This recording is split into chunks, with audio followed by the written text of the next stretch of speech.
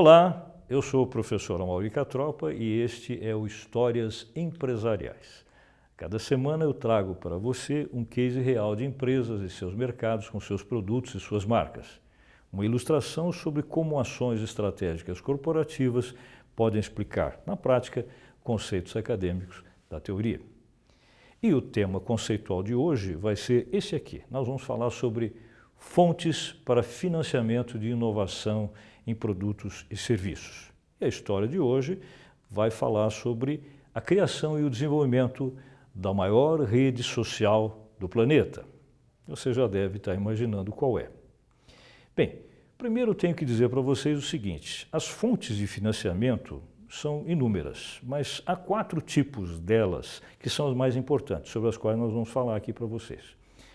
O primeiro tipo chama-se investidores anjo, uma tradução direta do inglês, mas o significado na prática é o seguinte: corresponde a pessoas físicas, normalmente, que investem nas chamadas startups. Todo mundo lembra, startups são aquelas empresas emergentes que estão começando a desenvolver projetos, normalmente em bases tecnológicas, e têm ideias usualmente inovadoras. E os investidores anjo, na realidade brasileira, um pouco diferente da americana, que a gente vai citar aqui, corresponde a investidores que trabalham com capitais entre 50 mil até 500 mil reais. Mas isso não é o mais importante. O segundo tipo de investidor corresponde àquilo que os americanos chamam de fundos seed, que significa semente, né? Fundos semente. Corresponde a um conceito que é o seguinte: normalmente são pessoas físicas, mas podem ser também pessoas jurídicas que investem também em startups, mas startups que não são meramente ideias, como no caso do investidor anjo, já são realidade. Ou seja, startups que já produzem produtos e ou serviços, vendem e já recebem algum nível de receita. Na realidade brasileira, corresponde a investimentos que vão de 500 mil até 2 milhões de reais aproximadamente. O terceiro tipo de fundos de investimento, aí já tratando de investimentos de níveis muito mais altos, corresponde àquilo que se chama de Venture Capital. Venture Capital, traduzindo de forma livre do inglês, seria alguma coisa como capital de risco. O conceito é o seguinte: são empresas, e agora não são mais pessoas físicas, né, que investem em organizações que já estão em fase de crescimento, né, e que essas organizações aceitam fazer uma troca entre o dinheiro investido e a concessão a quem investiu de participar no capital. Participar em termos de controle da empresa e do capital. Na realidade brasileira, os investimentos desse tipo giram em torno da faixa de 2 milhões até 10 milhões de reais aproximadamente.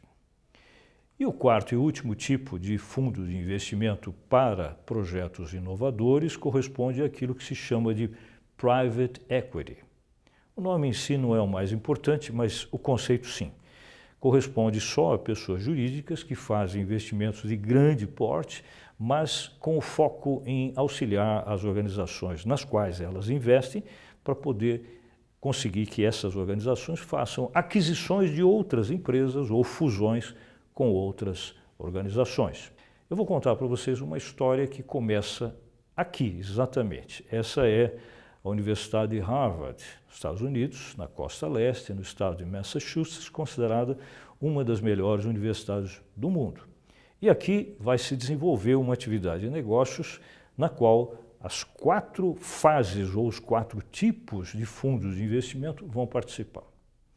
Primeiro, uma observação importante. Toda grande universidade americana, essa não é exceção, costuma ter alojamentos que se chamam de residências universitárias, onde uma parcela grande dos alunos vive, mora lá. No caso de Harvard, existe 12 alojamentos ou 12 residências universitárias. Nós vamos falar de uma delas, que é essa daqui. Chama-se Kirkland House, uma das 12 residências universitárias dentro do campus da Universidade de Harvard. A história vai acontecer aqui, especificamente num dos quartos onde viviam, no início dos anos 2000, 5 estudantes de cursos, normalmente cursos relacionados às ciências da computação de Harvard. Essas 5 pessoas eram as seguintes: Esse moço, o personagem principal da nossa história, Mark Zuckerberg, Eduardo Saverin, que é um brasileiro, Dustin Moskovitz, Chris Hughes e Andrew McCallum. Essa foto que vocês estão vendo, uma foto legítima de época, mostra um momento no início dos anos 2000 em que nesse alojamento Mark Zuckerberg aparece trabalhando no seu computador. É aqui o ambiente onde essa história vai começar a se desenvolver, nesse alojamento onde viviam esses 5 estudantes. Nesse quarto, especificamente, eles discutiram durante algum tempo algumas ideias que eles gostariam de colocar em prática, com toda a energia que gente jovem normalmente tem e a busca por coisas inovadoras. Exatamente no início do ano de 2004, mais exatamente dia 4 de fevereiro, esse grupo de amigos, nesse ambiente, nesse quarto, cria uma rede social e coloca essa rede social no ar, ou seja, na internet a partir dessa data. Essa data é importante porque aí é que tudo vai começar. Quando se pergunta sobre para que serve uma rede social, nós vamos falar sob o ponto de vista dessa rede social em particular. A ideia era que acessassem a ela somente alunos da própria Universidade de Harvard, com 4 objetivos que poderiam ser alternativos ou poderiam se somar, que eram originalmente os seguintes. Em primeiro lugar, ser uma mídia através da qual esses estudantes pudessem expor, pudessem divulgar fotografias suas. Segunda coisa importante, que essa mídia funcionasse como um meio de socialização, ou seja, de contatos entre estudantes da própria universidade. Terceiro ponto, terceiro foco, correspondia à ideia de que esses estudantes pudessem, nessa mídia, compartilhar suas experiências, narrar alguns fatos que se referissem à sua vida, ao seu dia a dia. E, por fim, um foco voltado à divulgação de eventos, como se fosse um painel onde você coloca algumas informações sobre coisas que vão acontecer, por exemplo, sobre o seu patrocínio, eventos, festas e cursos e o que você quiser. Esse era o foco inicial dessa rede dessa rede social, e foi assim que tudo começou.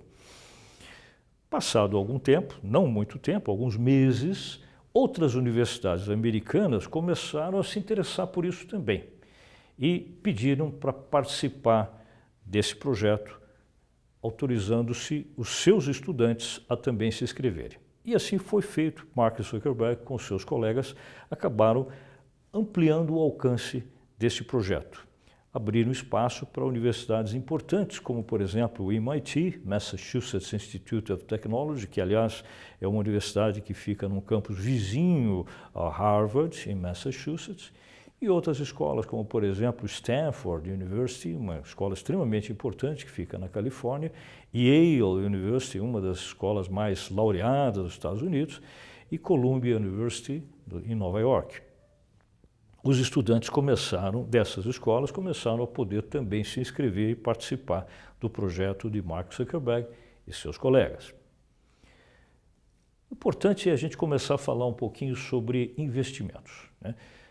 Desde que esse projeto era só uma ideia, né, antes dele começar a funcionar dentro de Harvard e depois nas 4 outras universidades que eu citei, havia necessidade, é claro, de capital para se poder construir uma estrutura de negócios, né, uma estrutura que viabilizasse o funcionamento da rede social.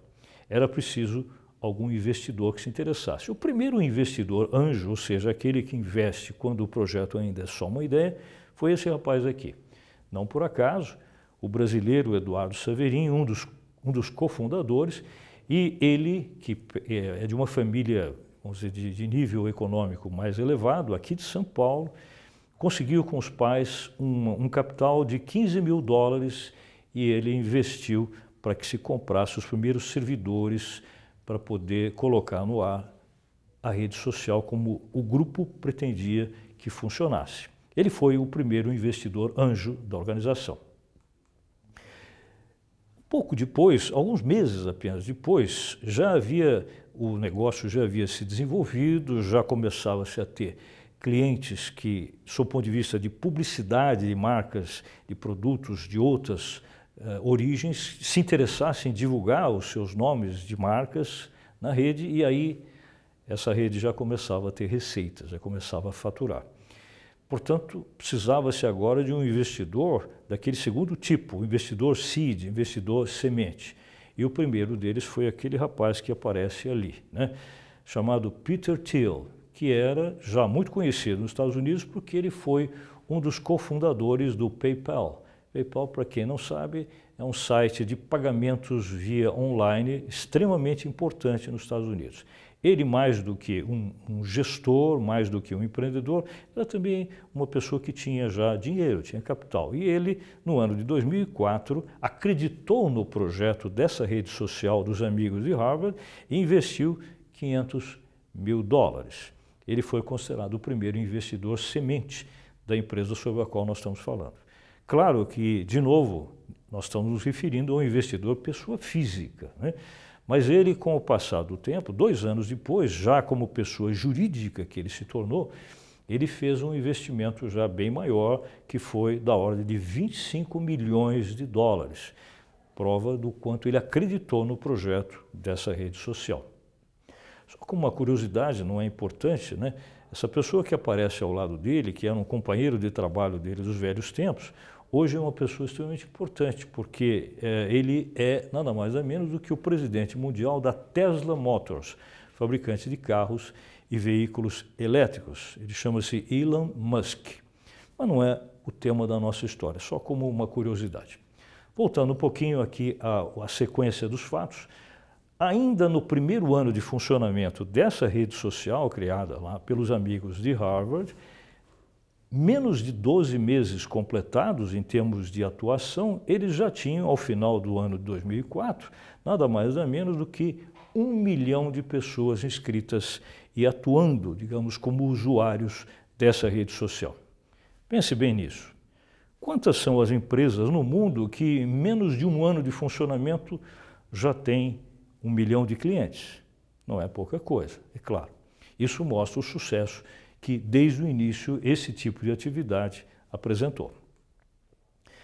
E ele poderia ter sido um sucesso ainda maior se, no início, não tivesse sido criado pelos 5 amigos de Harvard uma certa limitação da entrada de usuários. Por quê? Porque, no começo, para se inscrever na rede, era preciso não apenas ser aluno de Harvard, mas também era preciso ter um convite. Ou seja, você só se inscreveria se alguém já inscrito anteriormente o convidasse, o indicasse.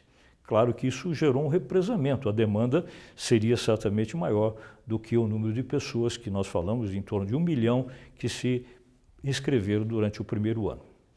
Pouco tempo depois, já em 2006, os 5 amigos de Harvard perceberam que tinham que abrir as portas, liberar para que as pessoas se inscrevessem livremente. E a partir desse ano, 2006, as inscrições passaram a ser livres, inclusive de quem não fosse de Harvard, e desde que tivesse cumpridas 2 exigências. Em primeiro lugar, que essa pessoa tivesse um endereço de e-mail válido.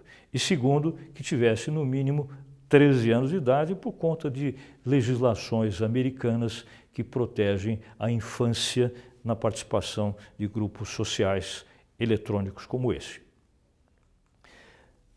Passado pouco tempo, logo em seguida, essa organização já voltada ao mercado, já faturando, começou a ficar grande demais para um alojamento dentro da Universidade de Harvard.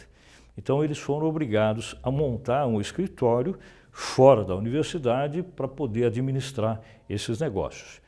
Tiveram uma ideia, naturalmente uma ideia concebida por Mark Zuckerberg, de que eles deveriam sair da costa leste americana do estado de Massachusetts e ir para o outro extremo do país, costa oeste, Califórnia. Por quê? Porque é lá que estavam se concentrando cada vez mais as grandes empresas de tecnologia da informação e de comunicação, como essa. Eles se mudaram para uma cidade no estado da Califórnia chamada Palo Alto. E ali, onde vocês estão vendo esse quadrado amarelo, aquela entradazinha era modestamente a sede da organização. Ou seja, eles tinham uma pequena sala onde eles operavam todas as atividades da rede social.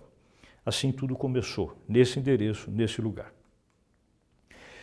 Um problema que surgiu logo em seguida foi o seguinte: dos 5 rapazes, 4 deles eram versados em tecnologia da informação, inclusive Mark Zuckerberg. Os outros eram programadores, analistas de sistemas, especialistas em design gráfico, tudo relacionado à tecnologia.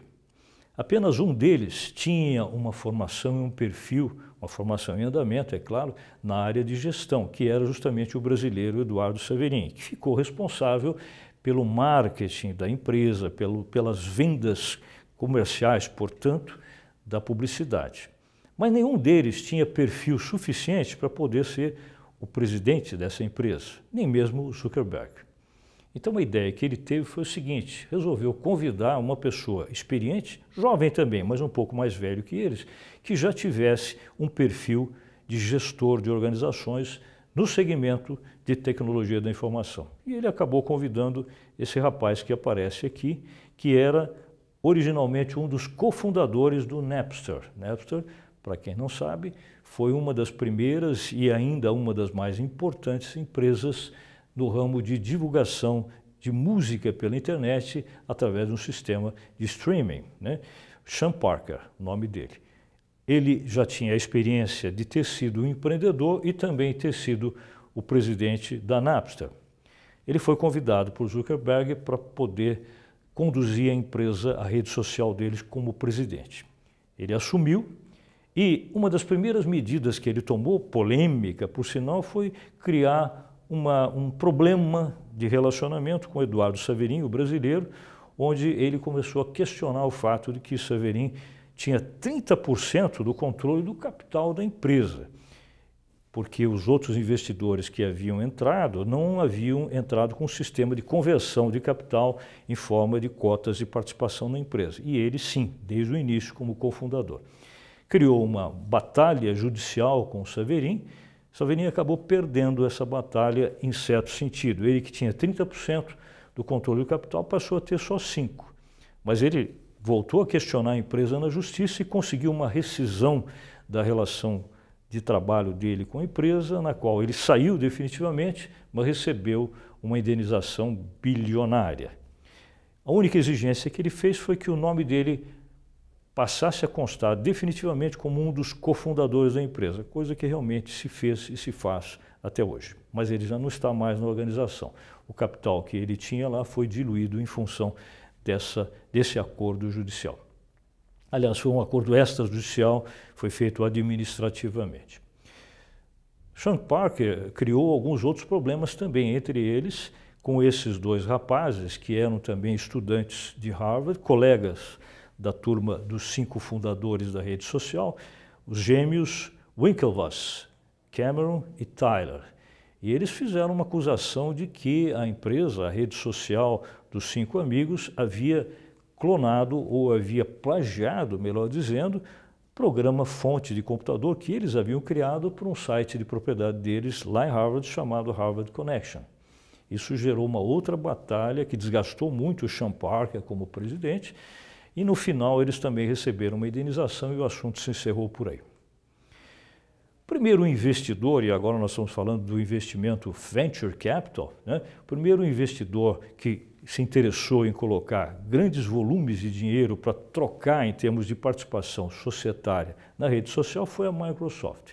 O ano 2007 ela investiu 240 milhões de dólares e com isso ela passou a ter 1,6% do capital da empresa.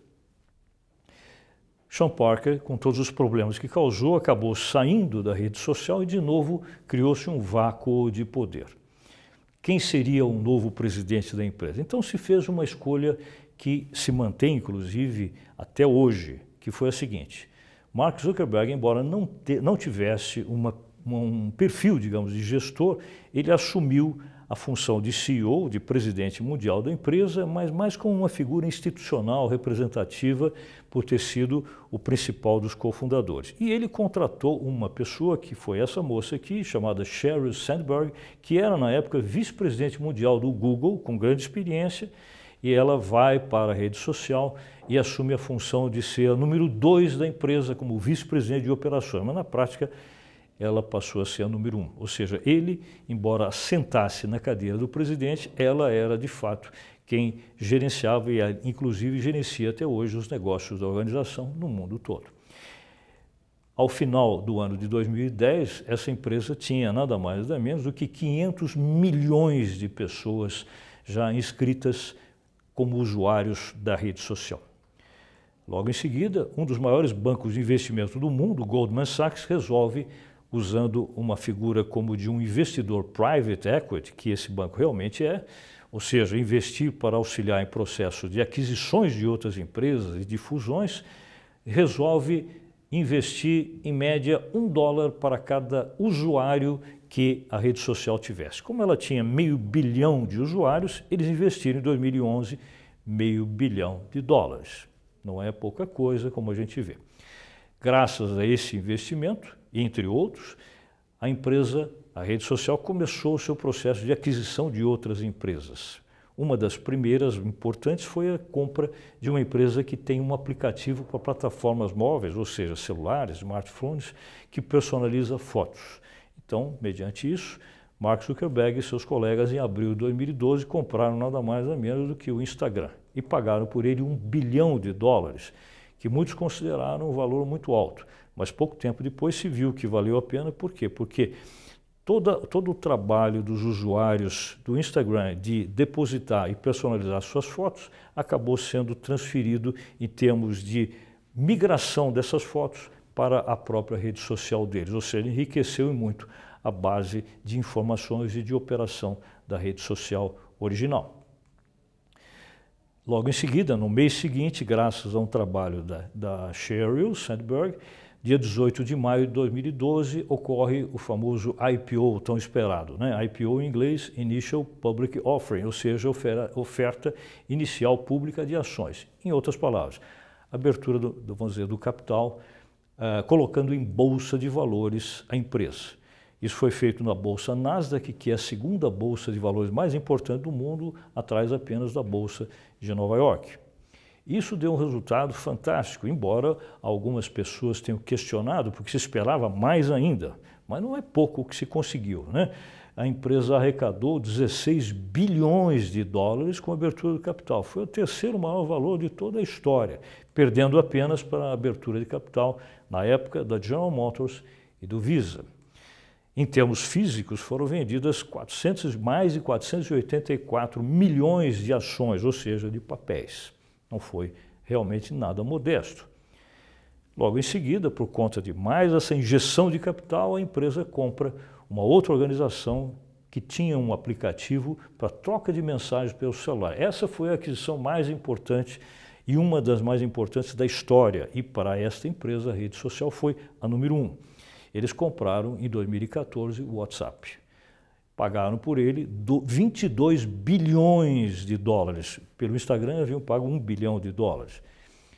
No começo questionou-se também isso, o mercado achou muito, mas logo depois se percebeu que como o WhatsApp, como aplicativo, tinha 600 milhões de pessoas inscritas, isso iria fortalecer muito as relações entre os clientes WhatsApp e os clientes Facebook, que poderiam ser usuários dos dois efetivamente. Um projeto auxiliaria o outro.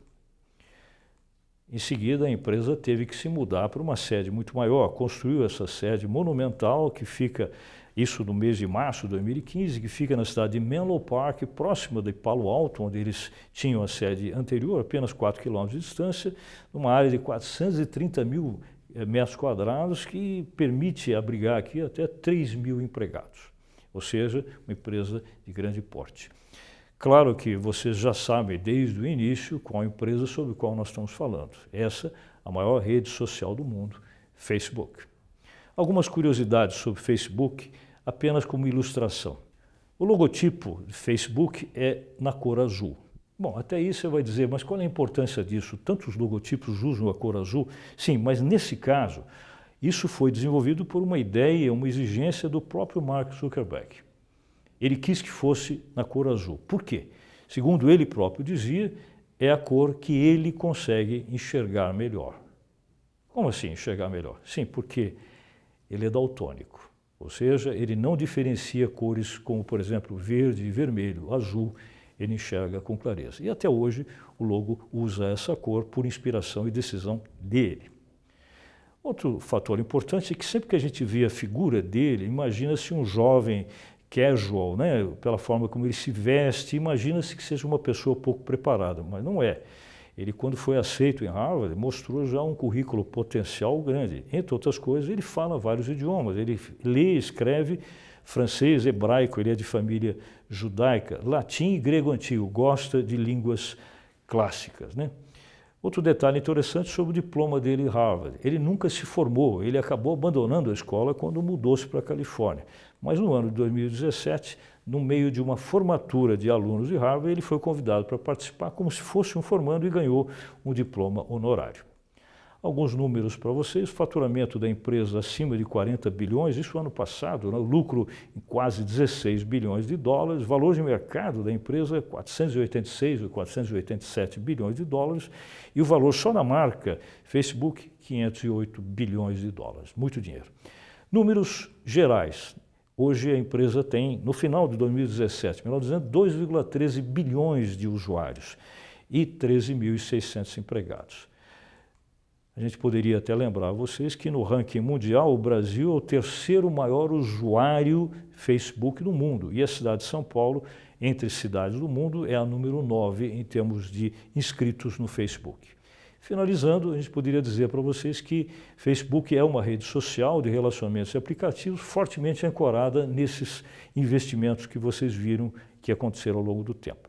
Fazendo uma comparação numérica, se o mundo tem 7,6 bilhões de pessoas, o Facebook tendo 2,13 bilhões, significa que se Facebook fosse um país, seria o país mais populoso do mundo. Fazendo uma correlação entre os dois números, lembrando aquela clássica imagem do curtir que aparece no site do Facebook, a gente poderia dizer para vocês que duas entre cada 7 pessoas do mundo curtem Facebook. Se essa história interessou para você, próxima edição desse programa eu tenho outra para você ver. Veja aqui nesse endereço que aparece na tela, lá no YouTube, todos os programas que nós já gravamos dessa série. Fique comigo.